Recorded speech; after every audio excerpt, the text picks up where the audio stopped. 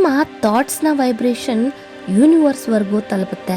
ಮತ್ತೆ ಪ್ರೀತಿಯ ವೈಬ್ರೇಷನ್ ಅತ್ಯಂತ ಪ್ರಬಲವಾದದ್ದು. ಇದನ್ನ ಕೇಳಿಸ್ಕೊಳ್ಳಿ. Love isn't something we invented. It's observable, powerful. ಇದು ಸೈನ್ಸ್ ಫಿಕ್ಷನ್ ಅಲ್ಲ, ಇದೊಂದು ಸ್ಪಿರಿಚುವಲ್ ಸೈನ್ಸ್ ಆಫ್ ಮ್ಯಾನಿಫೆಸ್ಟೇಷನ್.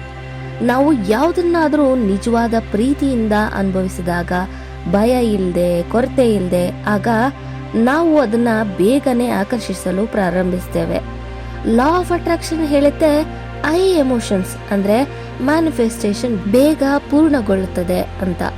ಮತ್ತೆ ಹೈಯೆಸ್ಟ್ ಫ್ರೀಕ್ವೆನ್ಸಿ ಇರುತ್ತೆ ಲವ್ಗೆ.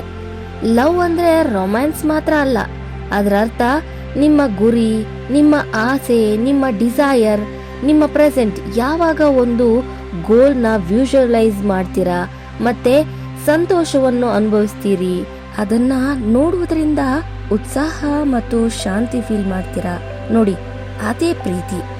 ಆ ವೈಬ್ರೇಷನ್ ನಲ್ಲಿ ಟೈಮ್ ಅಂಡ್ ಲಾಜಿಕ್ ಮ್ಯಾಟರೇ ಆಗಲ್ಲ.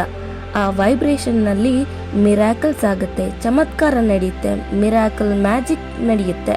ಸೊ ಮ್ಯಾನಿಫೆಸ್ಟೇಷನ್ ನಲ್ಲಿ ಮೈಂಡ್ ಮಾತ್ರ ಅಲ್ಲ, ಆರ್ಟ್ ಅನ್ನು ಸಹ ಹಾಕಿ ಡೀಪ್ಲಿ ಫೀಲ್ ಮಾಡಿ, ಇಮ್ಯಾಜಿನ್ ಮಾಡಿ ವಿತ್ ಲವ್, ಮತ್ತೆ ನನ್ನ ಫಾಲೋ ಮಾಡಿ.